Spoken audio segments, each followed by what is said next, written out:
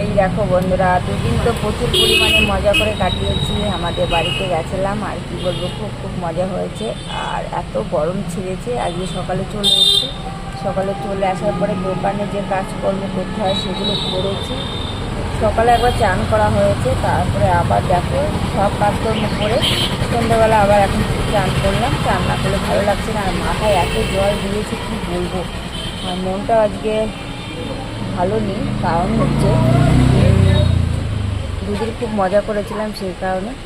আর আমাদের বাড়ি থেকে এসছি বলে আমার মনটা প্রচুর পরিমাণে খারাপ, কী বলবো তোমাদের বলে বোঝাতে পারবো না। এটা সব মেয়ের ক্ষেত্রেই হয়, কিন্তু তবু অনেক দিন পরে গেছি, দুদিন ছিলাম তো একটু মনটা একটু খারাপ খারাপ লাগছে। যতই হোক ওইখানে ছোটোবেলা থেকে মানুষ হয়েছে, সেই কারণে বেশি করে খারাপ লাগছে। আর কী বলবো, কালকে জামাই ষষ্ঠী গেছে আর আজকে আমরা চলে এসেছি। আমরা শনিবারে গেছিলাম, জামাই ষষ্ঠীর আগের দিন গেছিলাম। কারণ হচ্ছে আমাদের দোকান আছে, কিছু কিছু কাস্টমার আছে, তাদের দিতে হয়। তোমরা তো জানোই যে আমাদের চায়ের দোকান, সেই কারণে। যাই হোক বন্ধুরা, ভিডিওটা আর বড় করবো না, খুব বেশ চলে এসছে। কেমন হলো তোমরা অবশ্যই জানো।